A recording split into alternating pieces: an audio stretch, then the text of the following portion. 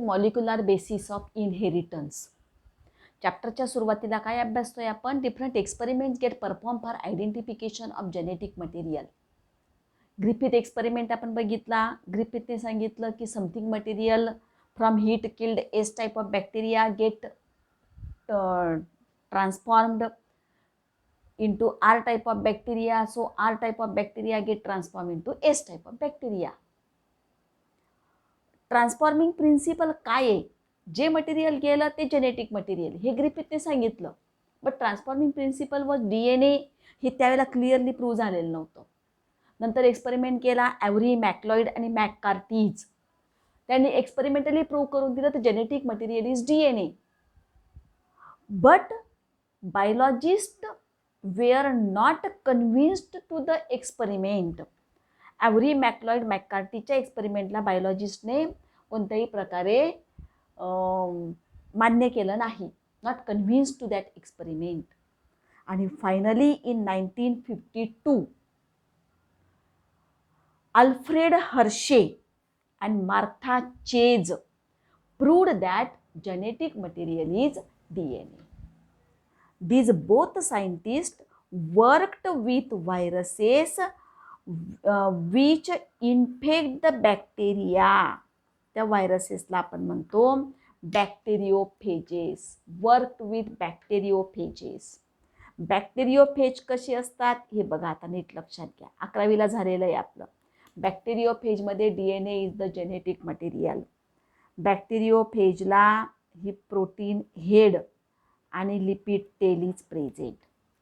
प्रोटीनचं covering पण आहे bacterial व्हायरसेसमध्ये, DNA पण आहे. आता याच्यात जेनेटिक मटेरियल काय आहे हे अभ्यासण्यासाठी अल्फ्रेड हर्शे आणि मार्था चेजने जो एक्सपेरिमेंट केला आहे त्याच्यात काय केलं त्यांनी? रेडिओ ॲक्टिव्ह फॉस्फरस आणि रेडिओ ॲक्टिव्ह सल्फर याचा वापर केला. त्यांनी काय केलं? They grew some viruses on the medium that contain radio active phosphorus. Radio active phosphorus P32 असा आहे. अशा मीडियममध्ये काही व्हायरसेसचं कल्चरिंग केलं. म्हणजे they grew some viruses on the medium that contain radio active phosphorus and some other viruses in the medium that contain radio active sulphur 35S. Because phosphorus is the major constituents of DNA आणि sulphur is the major constituent of proteins. जे protein contain sulphur, not phosphorus. DNA contain phosphorus, not proteins. मग आता त्यांनी experiment करत असताना काय केलं बघा?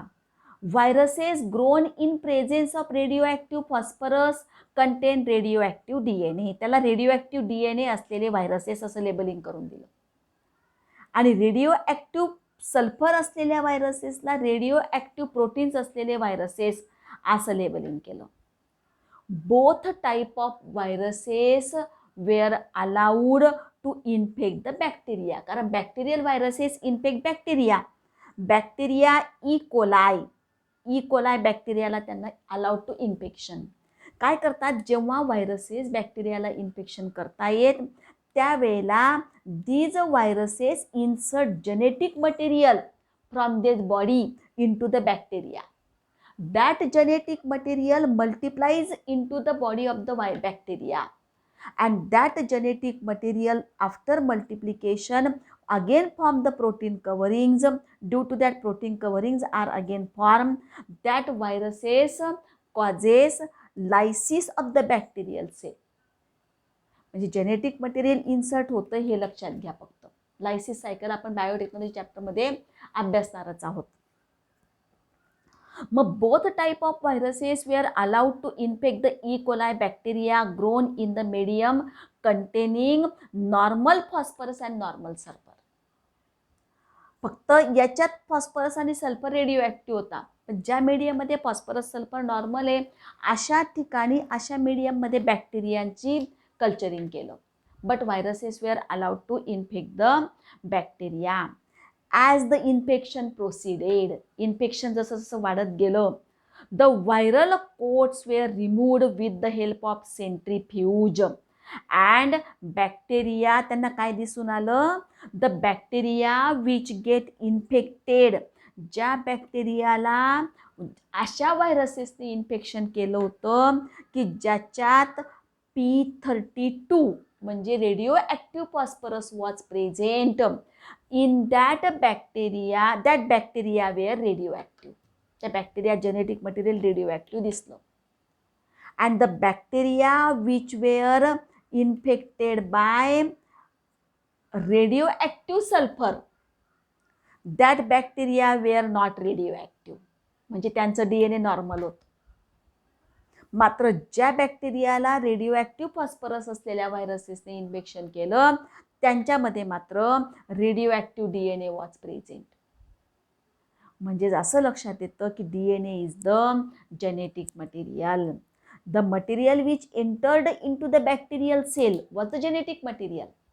काय एंट्री केलं, P32 दिसलं एंट्री केलेलं, कारण याच्या कल्चर मीडियममध्ये नॉर्मल फॉस्फरस नॉर्मल सल्फर होता, म्हणजे P32 मध्ये आला म्हणजे हा व्हायरसेसच्या बॉडीमधून आला, म्हणजेच काय आलं, जेनेटिक मटेरियल इज DNA. इथल्याच्यात काय होतं, S35 हा होता बाहेर बॅक्टेरिया व्हायरसेसच्या बॉडीमध्ये.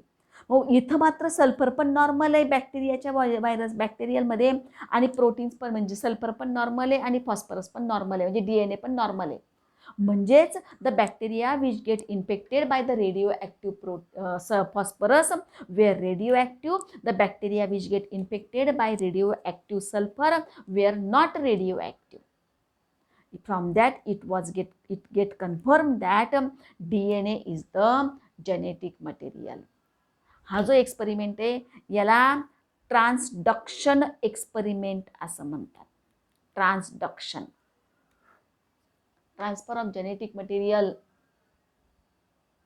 Through the bacterial viruses through the phages, त्याला म्हटलंय transduction. Hershey and Chase perform transduction experiment आणि Griffith perform transformation experiment. From this it get proved that DNA is the genetic